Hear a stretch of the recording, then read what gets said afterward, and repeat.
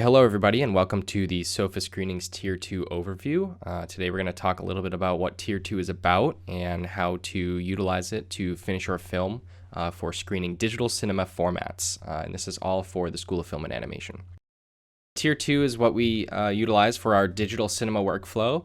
Specifically to the Wegmans Theater at Magic Spell Studios, our digital cinema formats have 4K laser projection capabilities as well as Dolby Atmos surround sound. For us, the final deliverable that you need to create, which we're going to talk about today, is called a digital cinema package. That is the format that you need in order to screen at the Wegmans Theater. A digital cinema package is not a video file. It's not something that you can upload to YouTube or open in VLC or another program like that and just watch directly on your computer. It is actually specifically formatted in both its image and its file structure to be played on digital cinema equipment, and that includes the projector and the other systems that we have. Tier 1's kind of this video-centric workflow. When you're creating videos for this, the deliverables at the end of the day, your picture format is going to be in HD formats. So that's either going to be 1080p or 720p. You're going to have frame rates that are broadcast-centric, like 23.98 and 29.97. And you also have standard frame rates like 24 and 30. Sound is usually limited to stereo in video. There are surround formats, but for the Wegmans Theater at Magic Spell Studios, when you're using Tier 1, the video workflow, we actually limit it to stereo sound. And the submission for a Tier 1 is just a video file. And this video file is used to play in the theater, and it's the same video file that we also archive and upload to SofaTube. For Tier 2, the finishing formats are actually following the DCI specifications, and so we have two different resolutions, 2K and 4K, and there's actually two different aspect ratios for those formats. They're called flat and scope, but I'll get into a little more detail about what those actually are in a little while. Tier 2 is specific to integer-based frame rates. That's because the underlying file structure of the digital cinema package is actually an image sequence. There are whole images for every frame, so there's no interframe compression or anything like that. For Tier 2, we also have three different sound formats. We have stereo, 5.1 surround, and 7.1 surround that are all available for SOFA students to finish their films in. So if you are a sound designer or a sound mixer for a film and you're finishing in surround sound, then Tier 2 is actually what you have to use in order to hear that mix in the Wegmans Theater. And finally, the submission format for Tier 2 is actually two different deliverables. The first one is going to be your film is a digital cinema package, but you also have to create a video file of the same film, which is used for that SofaTube archive. In addition to a couple of things we just talked about your frame rate and the audio format that you need for your respective tier, we also have to think a little bit about the display color space and gamma and the picture format. So for video workflows for Tier 1, you usually finish your film in the Rec 709 or sRGB color space with a display gamma of 2.2. And that is for your viewing environment in a standard viewing environment when you're looking at a monitor that is calibrated to those specifications. Unfortunately, digital cinema does not follow those specifications. Digital cinema actually utilizes the XYZ color space with a display gamma of 2.6, and this is supposed to be intended for a dark surround viewing environment, so a theater-like viewing environment. The final step that we're going to use to create your DCP package is already going to do this color space transformation for you. The only reason I need to mention that is you might have some unexpected metamerism or color management failures when this happens, just because that process is happening. But you do want to try to grade your film in a dark surround environment just so that you can have that same visual effect when it is viewed in the cinema theater. At every step of the process, you want to be thinking about your picture format because it's one of those things that you need to kind of decide on in pre-production or need to make considerations for before you create your DCP. So in the Wegmans Theater, we have two different aspect ratios, and each of these aspect ratios have two different resolutions associated with them. So stick with me here and I'll describe it a little bit. This first one is called the flat aspect ratio. It is 1.85 to 1. What that means is it's really just a little bit wider than your standard 16:9 or your 1080p image, your HD image. This one is just slightly wider than that. And it comes at two resolutions. The first one is 2K, which is horizontally 1998 and vertically 1080. And then you also have your 4K version, which is 3998 by 2160. We also have a wider picture format for those of you who want to finish widescreen. The benefit of this is the curtains in the theater actually open to reveal this extra part of the screen. So this one's called scope. There's also two resolutions for this, 2.39 aspect ratio. There's the 2K variant, 2048 by 858, and the 4K variant, 4096 by 1716. So if you're finishing in the scope format, you need to use one of these two resolutions when you export. So we just went through a lot of information about the formats and the requirements for both of these workflows, but you might be a little confused right now, and that's okay because we're kind of starting from the beginning right here. I'm going to tell you exactly where you need to start so that you can figure out this process for yourself, whether you're doing Tier 1 or Tier 2, but specifically we're going to be focusing on Tier 2. So if you're not familiar with the Favasa website, it is right here on screen, favasa.cad.rit.edu. And if you go there, I'm actually going to give you a quick tour as to what we have on this website. So the first page here actually just tells you a little bit about Favasa, where the office is in SOFA, as well as the members who are listed down below. We're going to be looking at these two tabs up here, the first one being screening and the second one being documentation. Let's go to screening first. As this first line says, this page contains everything you'll need to know about SOFA screenings. So there's a little bit of information here about the differences between Tier 1 and Tier 2. We've gone over that. And then down below for each of the tiers, there's kind of step-by-step instructions on what you need to be doing to submit your film for screening. So let's start down here at the Tier 2, and I'm just going to walk you through this really quickly. First is going to be the DCP creation. We're going to go through this process in just a little bit.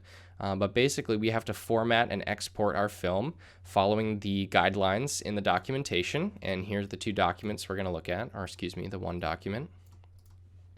And then we're going to learn a little bit about how to use the packaging software called DCP-O-Matic. It's an open source DCP packaging software.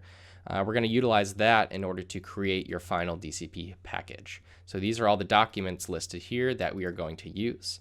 And you can find them all here on this documentation page, which is up here.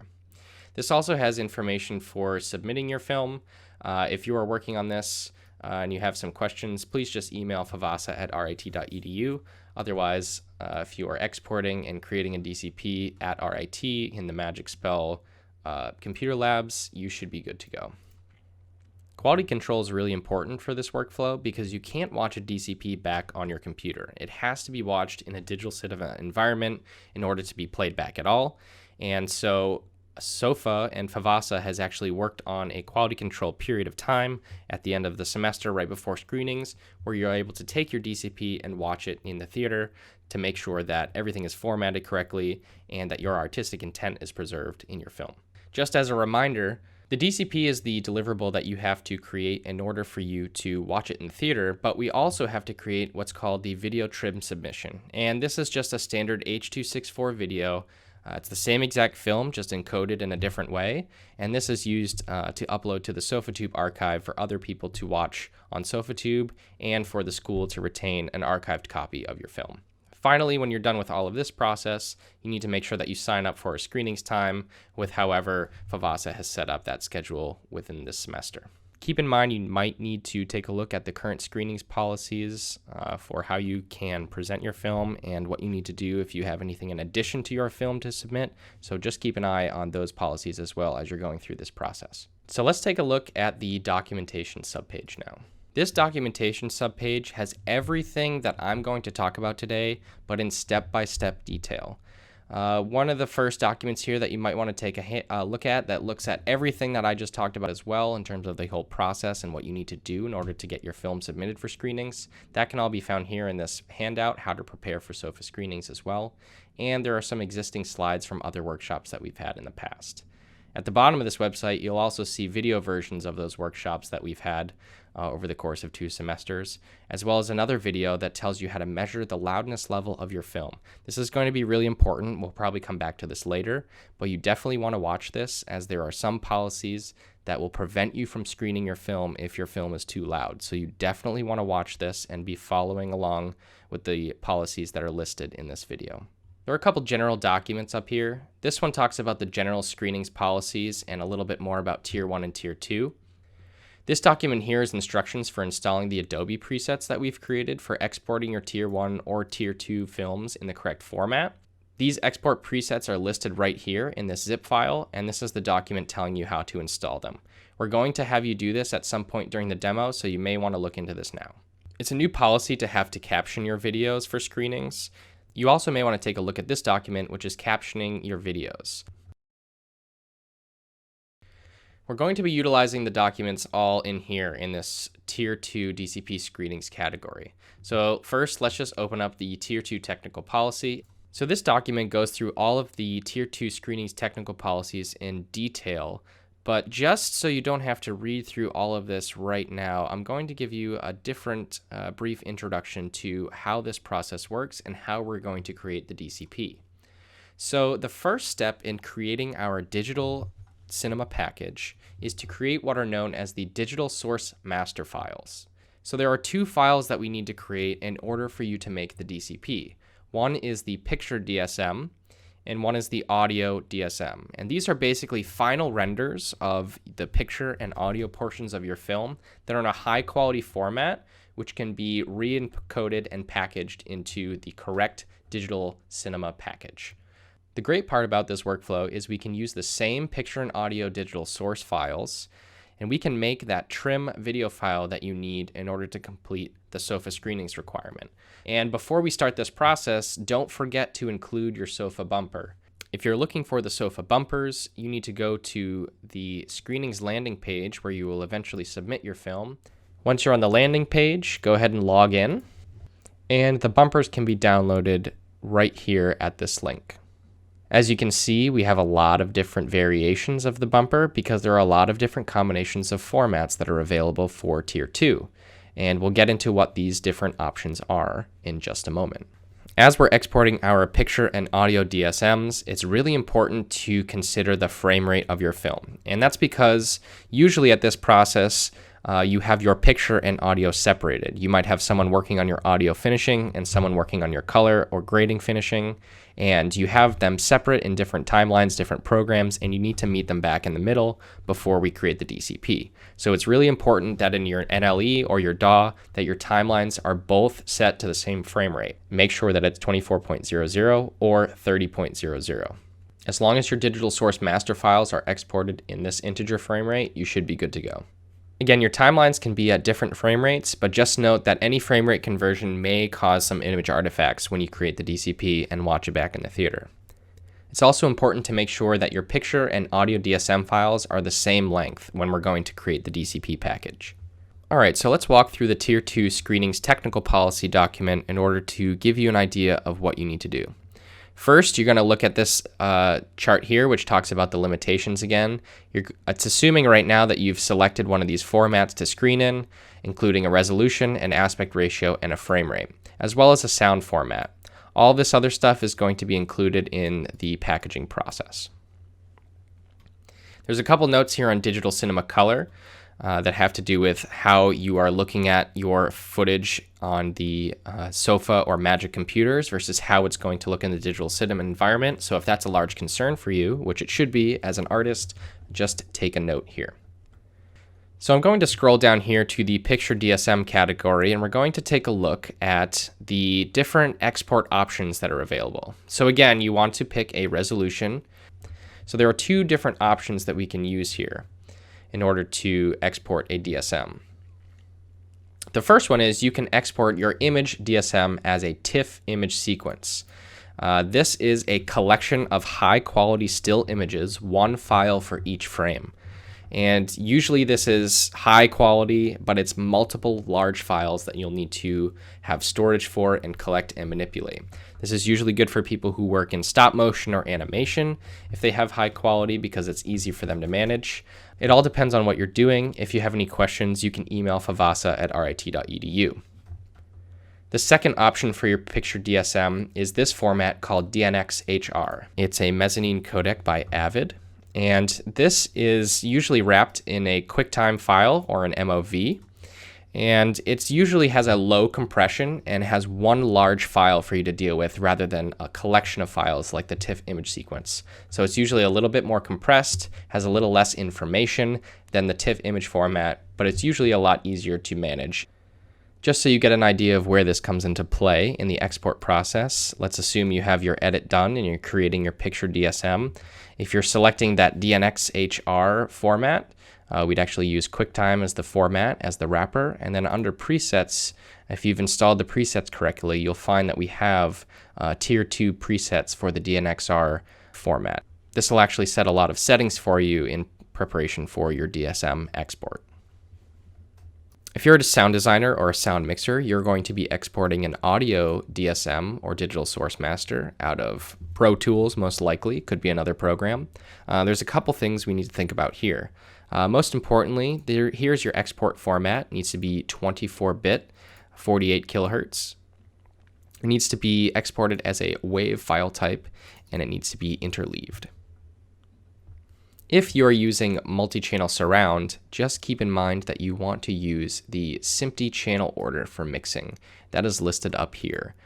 You need to set these in your Pro Tools settings before you start mixing in order to export properly. That's listed all in this document here. Just remember, if you're exporting or working with audio, that you need to follow the loudness metrics and the process for measuring that metric in this video here. It's really important because if you do not do this correctly, your film may not screen.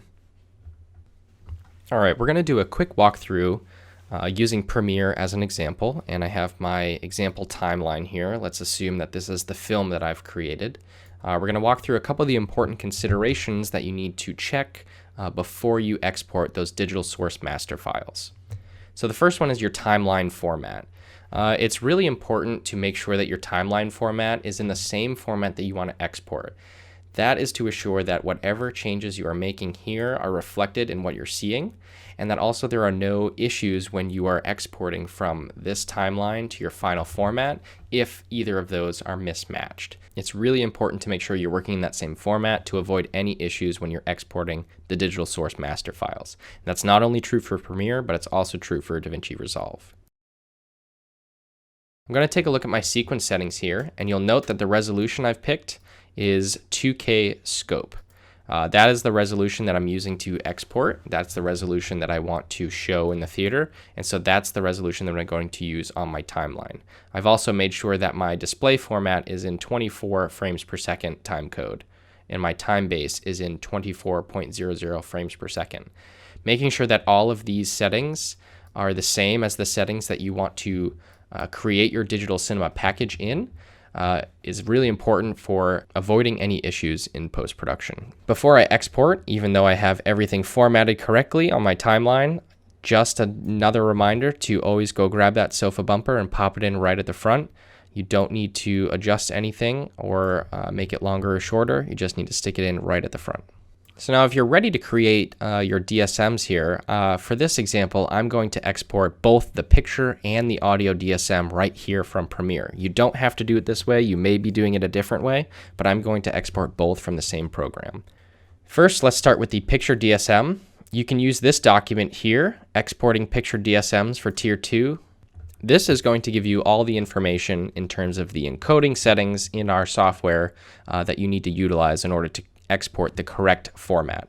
So once again, this gives you an overview of the TIFF and the DNxHR formats to figure out which one you would like to utilize for your film based on which quality and ease of use you would like. And then down here is a description of all of the Adobe presets that we've created, including tables of every single setting that's in here. If you haven't been able to download the Adobe presets or you don't know how to use them, that's okay. You can still export your film following everything in these tables here. For example, the preset labeled Sofa Tier 2 2K Flat in the TIFF format has all of these settings inside of it. So if you don't have the preset, you can just follow all of these settings here. And that's the same for every setting in the process. But we're going to assume that I have put the Adobe presets in here. In order to do that, you need to open up the export window. I'm going to do that by hitting Control M. And right here, there is a little folder with an arrow that says Import Presets. Once you've downloaded them from the Favasa website, you just need to install them here. If you're exporting your picture DSM as a TIFF, you're going to start by utilizing the TIFF format. and then scrolling down to select one of the sofa TIFF presets. For this example, I'm not going to utilize the TIFF, I'm going to utilize the DNX HR. For that, I would go to QuickTime since it's utilizing the MOV container. And then I would have listed all of the sofa tier 2 presets. So I'm using 2K scope, so I would click here. That sets all of my video and audio settings to be correct, and I can hit export or Q if I wanted to do it through Media Encoder. Just like we utilize this document for exporting your picture DSMs, if you're exporting your audio DSM, you can utilize this document here. This is going to give you notes about the format that we've talked about already, as well as any of the export settings for any software that you're utilizing to bounce your film. If I'm exporting my audio DSM, I will utilize the waveform format.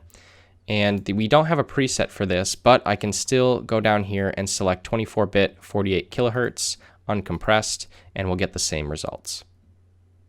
I've exported both of these to save time. So here I have my image DSM and I have my sound DSM.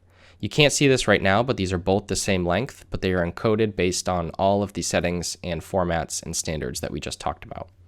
It's really important that you export these with your last name and the name of your film and utilize that naming convention through this whole process, because when you submit your DCP and it doesn't have your name or your film name on it, we have no idea whose it is. So please make sure to utilize your last name and your film name in the file name for both of these.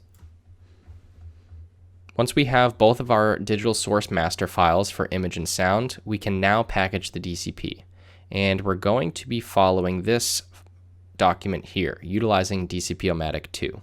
We do have templates for the DCP-O-Matic process as well, and we will be showing them in the example, but if you'd like to utilize these yourself, please email favasa@rit.edu, as there's not an easy way to do this just yet. If you don't want to sit here and listen to me, this document is going to walk you through the entire process of utilizing DCP-O-Matic to export your film, as long as you have exported your digital source master files correctly following all the previous documentation. The first thing that you're going to do when you open up DCP-O-Matic is create a film. This is not creating the DCP, nor will it actually be the DCP wherever you store it on your hard drive, but is basically like a project file for this entire process. I'll show you exactly where the DCP is going to go once we've finished. First, go to File, New, and you're going to create a new film here. This is essentially like a project file for DCP-O-Matic.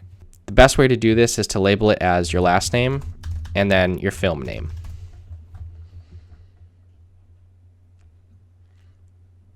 The best practice is to create this in a folder that's not going to harm your export process.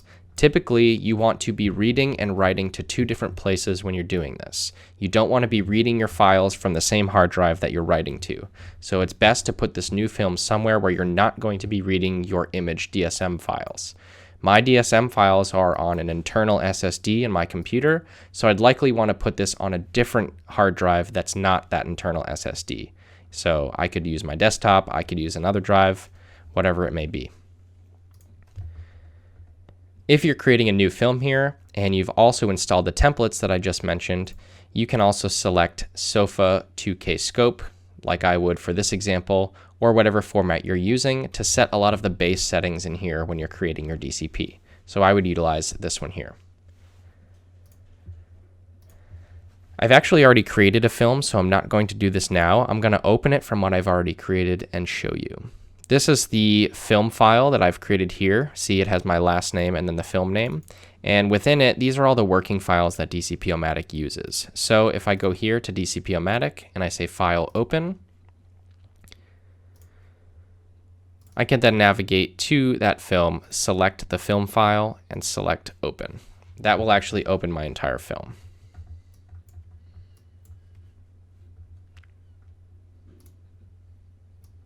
So this is blank, just as if this was a new process for you. But the first step in here is going to be importing your digital source master files. First, I'm going to take my image file and import it. I can do that just by dragging into the window or selecting Add Files. If you are using a TIFF image sequence for your DSM export format, you cannot use Add Files. You actually have to use Add Folder and select the folder that all of the TIFFs are in.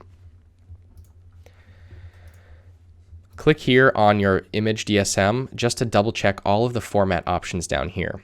It'll tell you that your content video is this resolution and your pixel aspect ratio should always be 1.0 to 1. It also says that your display aspect ratio is 239 to 1. That's correct for 2K scope. It also says the content frame rate is 24.0000. Content and DCP have the same rate.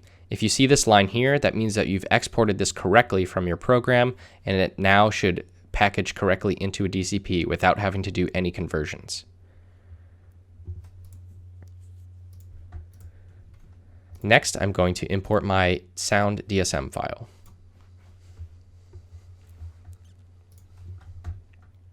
This button here, Show Graph of Audio Levels, is actually a last-minute way to check to see if your loudness is okay. By opening up this tool, you can actually see your integrated loudness measurement right here as negative 13.35 LUFS. If we go back to the Favasa website and we take a look at this handout here, Monitoring Audio for Screenings, we can see the screenings audio policy has a maximum peak of negative 3 dBFS and a target integrated loudness of minus 27 LKFS or LUFS. I had minus 13, which is way above the target integrated loudness. I would need to make sure that my film is mixed down so that that number stays below negative 27 the entire time. Anyway, let's just assume that this audio is correct for now, even though that you shouldn't in this scenario.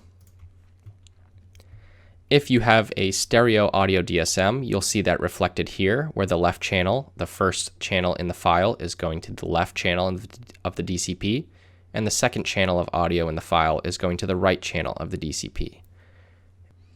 If you are exporting a surround sound mix for your film and you have more than 2 channels, just double check to make sure that the channels you exported out of Pro Tools or whatever program are lined up correctly with the correct channels of the DCP export. Similar to the picture DSM, if you see the line here, audio will not be resampled, that means that your audio was exported in the correct format and there will be no conversions when packaging the DCP. Now that we've checked all the settings for the incoming media, let's check the settings for the outgoing, the DCP. Here's the file name that will show up first in the screening system. Again, make sure that you're using your last name and your film name to separate it. Most of these settings will be set if you're using the presets, but if you're not, make sure to go through all of the settings on the documentation page for DCP-O-Matic 2 to make sure they all line up with the correct format for your film here. We can double check to make sure the container or the aspect ratio is correct. We're utilizing DCI scope and it tells us the correct resolution. Some of these settings may not show up right away, so you may need to go into the preferences and change interface complexity from simple to full.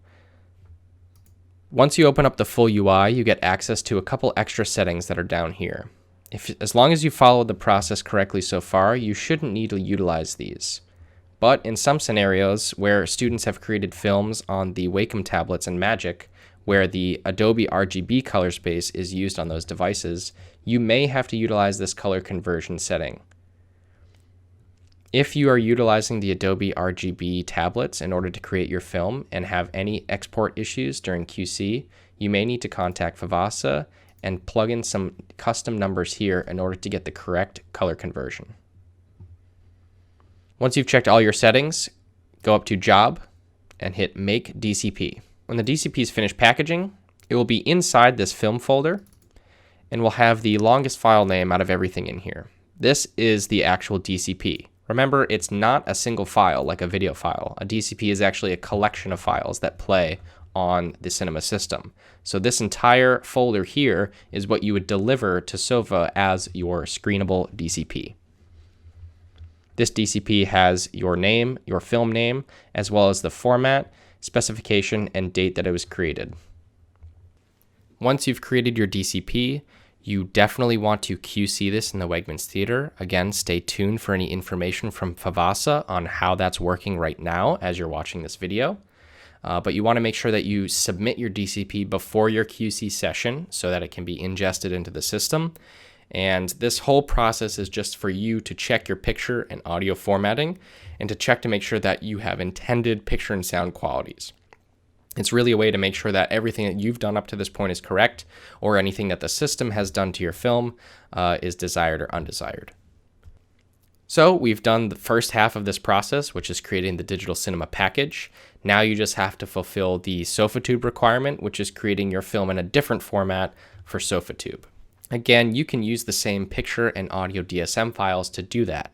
Now, typically, Tier 1 video files have to be in HD resolutions and in 16:9 aspect ratio. That's what we kind of described earlier. Because this trim file is still following the Tier 1 specifications and your digital cinema package is in a DCI resolution and format, you do need to do a conversion in order to get this file to be the correct format for submission. All of the Tier 1 trim video files have to be in an HD resolution, either 1080p or 720p. It's likely that no one will be using 720p as their trim deliverable, but you will have to scale down or pad any of your picture DSM or audio DSM files here to pad it down to a 16:9 format. So in order to do that, when you're exporting, if I were to export the trim file directly from this timeline here, I could go to H.264 as the format. I could utilize the Sofa Tier 1 preset, which already has a resolution of 1920 by 1080, and then I can utilize this function up here that says scale to fit, scale to fill, or stretch to fill in order to fix my image within the box here. You'll notice that Premiere already formatted this to scale to fit so that my entire image, even though it's wider than 16:9, is now padded with letterboxes on either side. If you wanted to fill your entire frame, if that was your desire, you could use either scale or stretch to fill in order to fill that 16:9 frame. You can then utilize this format to export for your trim deliverable. Just keep in mind, those who are doing audio for your film, that you may need a stereo down mix for any of your films mixed in surround in order for them to be compliant for Tier 1, as Tier 1 only has stereo options. Just follow any of the Tier 1 specifications and any of the other documents that we have not mentioned in this discussion in order to create your trim deliverable. And of course, once you're done, you need to submit that trim deliverable through the normal Sofa Screenings portal. That can be found at this link here. So we've walked you through the entire process. We've showed you all the documentation that you'll need in order to create your DCPs, and that can all be found at this link here, favasa.cad.rit.edu/documentation. And if you have any other questions, you can email them to favasa@rit.edu or my email, ars8262@rit.edu.